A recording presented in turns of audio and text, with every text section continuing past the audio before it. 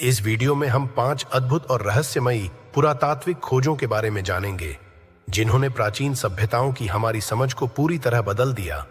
इन खोजों में छिपे रहस्यों को उजागर करते हुए हम जानेंगे कि हमारे पूर्वज कितने उन्नत थे और कैसे उन्होंने आज के वैज्ञानिकों को भी चौंका दिया।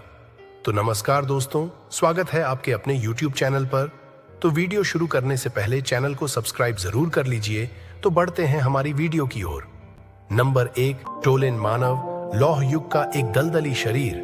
टोलेन मानव 5वीं शताब्दी ईसा पूर्व का एक उल्लेखनीय रूप से संरक्षित दलदली शरीर प्राचीन स्कैंडिनेविया की एक आकर्षक झलक पेश करता है, जिसे 1950 में सिबोर्ग, डेनमार्क के पास खोजा गया था। टोलेन व्यक्ति की अच्छी तरह से संरक्षित स्थिति के कारण हाल ही में हत्या के शिकार के रूप में प्रारंभिक गलत पहचान हुई। उसकी खोज के साथ साथ एलिंग महिला की पिछली खोज ने बोग्स के अद्वितीय संरक्षण गुणों पर प्रकाश डाला। अम्लीय और ऑक्सीजन की कमी वाली स्थितियों ने शरीर को संरक्षित करने के लिए एक आदर्श वातावरण तैयार किया। इन स्थितियों ने अपघटन को धीमा कर दिया और जटिल विवरणों को संरक्षित किया, जैसे कि टोलेन आदमी के चेहरे की विशेषताएं, बाल और यहां तक कि उसके ठूंठ में पराग नमूनों के उसके ठूंठ विश्लेषण की छाप ने अनाज और बीजों से भरपूर आहार का संकेत दिया। उनके सिस्टम में उर्गोट फंगस की मौजूदगी से पता चलता है कि उन्होंने इस फंगस से दूषित राई का सेवन किया होगा, जिससे मतिभ्रम प्रभाव हो सकता है। टोलेन आदमी के संरक्षण और उसके अवशेषों से प्राप्त अंतर्दृष्टि ने मूल्यवान प्रदान किया है। पूर्व रोमन लौह युग के स्कैंडिनेवियाई लोगों की आहार संबंधी प्रथाओं और संभावित अनुष्ठानों के बारे में जानकारी उनका अच्छी तरह से संरक्षित राज्य एक बीते युग का एक दुर्लभ और विस्तृत दृश्य प्रस्तुत करता है, जो प्राचीन मानव अवशेषों को संरक्षित करने में दलदल की असाधारण भूमिका को उजागर करता है।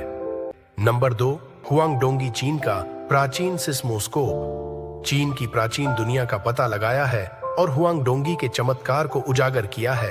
अग्रणी सिस्मोस्कोप, जिसने भूकंप का पता लगाने में एक महत्वपूर्ण प्रगति को चिह्नित किया। यह उल्लेखनीय उपकरण लगभग 2000 साल पहले भूकंप की अप्रत्याशित प्रकृति को समझने और भविष्यवाणी करने की आवश्यकता के जवाब में तैयार किया गया था। इस अभूतपूर्व आविष्कार का जन्म स्थान चीन था, एक ऐसा क्षेत्र जो ऐतिहासिक रूप से भूकंपीय गतिविधि से ग्रस्त है। जांग हैंग हान राजवंश का एक असाधारण बहुविकल्पी था। 78 से 139 ईसा में हुआंगडोंगी के पीछे की प्रतिभा थी। जांग हैंग न केवल खगोल विज्ञान, मानचित्र कला, गणित, कविता और चित्रकला में अपनी उपलब्धियों के लिए प्रसिद्ध थे, बल्कि अपने दूरदर्शी आविष्कारों के लिए भी प्रसिद्ध थे।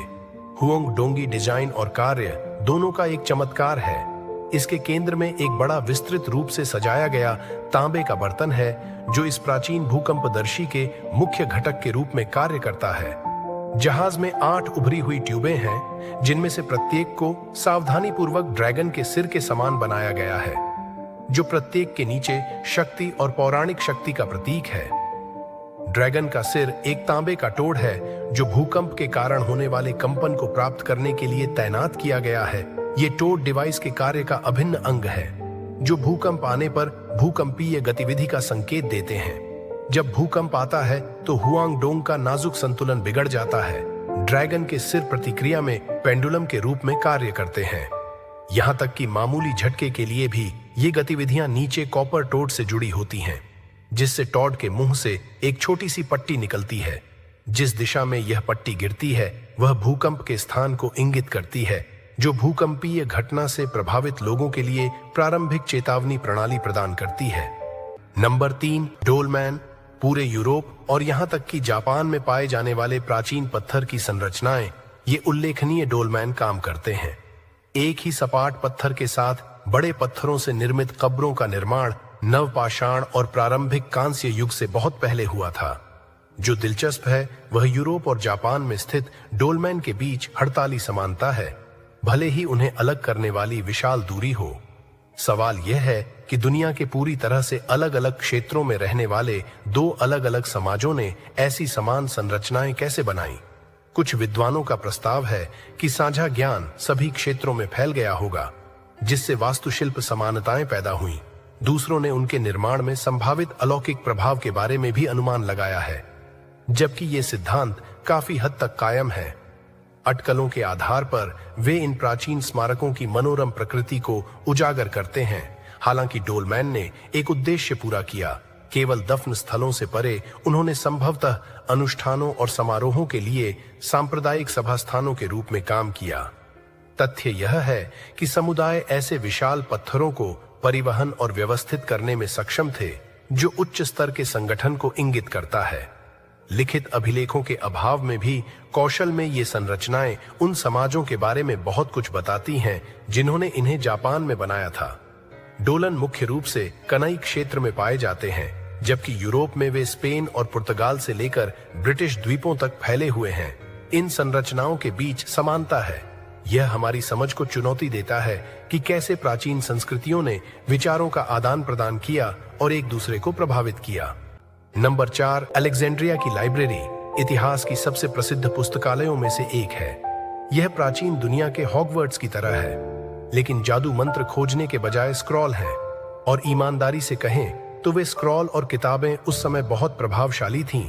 जब 2004 में मिस्र और पोलैंड के शोधकर्ताओं ने उस स्थान पर ठोकर खाई जिसे वे अलेक्जेंड्रिया के अवशेषों की लाइब्रेरी मानते थे, इसने पुरातत्व की दुनिया में सदमे की लहरें भेज दी, क्योंकि आप देखते हैं कि अलेक्जेंड्रिया की लाइब्रेरी महोगनी अलमारियों वाला एक और सौंदर्यपूर्ण स्थान नहीं था। यह प्राचीन दुनिया के ज्ञान का प्रतीक था। लोग वहां केवल एक कोने में छिपने और किताबों में डूबे रहने के लिए नहीं जाते थे। हालांकि यह उनकी पसंदीदा गतिविधियों में से एक थी। यह बुद्धिजीवियों और विद्वानों के लिए एक केंद्र भी था। विचारों का आदान प्रदान किया जाता था, व्याख्यान दिए जाते थे और किसके शासनकाल के दौरान उन दीवारों के भीतर बहसें आयोजित की जाती थीं। मिस्र में टॉलेमी राजवंश के दौरान वे दुनिया के सभी ज्ञान को इकट्ठा करने और संरक्षित करने के प्रति इतने जुनूनी थे कि वे अपने बंदरगाह पर आने वाली किसी भी किताब को जब्त कर लेते थे और इसे अपने संग्रह के लिए कॉपी कर लेते थे। अलग दुनिया जहां बेवकूफ भी बदमाश थे।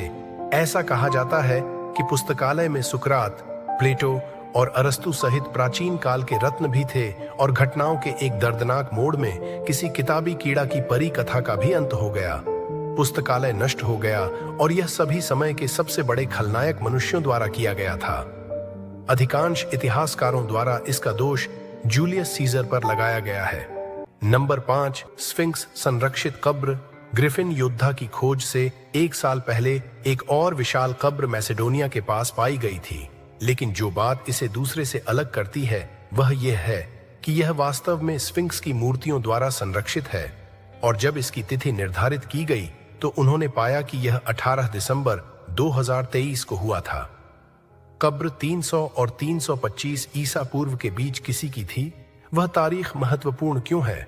यह सरल है। जो आसपास था वह अवधि जब सिकंदर महान जीवित रहा और मर गया, और जबकि उस समय उसके साथ कोई स्पष्ट संबंध नहीं था। इसका मतलब यह नहीं है कि शुरुआत करने वाला कोई नहीं था। यहां तक कि जिन वैज्ञानिकों ने इसे पाया था वे जानते थे कि उन्होंने वास्तव में कुछ अच्छा खोजा है, और यह इस तरह के जुर्माने को और भी बेहतर बनाता है। यह इतना अजीब क्यों है? यह पूछने के लिए एक अच्छा सवाल है कि इसका उत्तर इसकी भव्य प्रकृति है।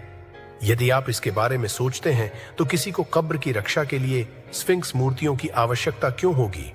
यदि वे हैं महत्वपूर्ण नहीं थे, उन मूर्तियों को बनाना आसान काम नहीं है, और उन्हें कब्र की सुरक्षा के लिए काफी बड़ा होना था, ताकि किसी को प्रयास करने के लिए तैयार रहना पड़े और यह सुनिश्चित करना पड़े कि वे अलग दिखें, और साथ ही कब्र में एक बड़ा संगमरमर लगा हो। इसकी रक्षा करने वाली दीवार और इसकी आवश्यकता क्यों होगी? साथ ही इस तरह की कब्रें आकर्षक हैं क्योंकि वे उन लोगों की संस्कृति को प्रदर्शित करते हैं जिन्होंने उन्हें बनाया था। तो दोस्तों, ये थीं वो 5 अद्भुत खोजें जिन्होंने इतिहास के कई रहस्यों से पर्दा उठाया और हमें प्राचीन सभ्यताओं की गहराई से समझने का मौका दिया। अगर आपको ये वीडियो पसंद आया हो तो इसे लाइक करें, अपने दोस्तों के साथ शेयर करें और हमारे चैनल को सब्सक्राइब करना न भूलें। ऐसे ही और भी रोचक इतिहास और विज्ञान से जुड़ी कहानियों के लिए जुड़े रहें। धन्यवाद।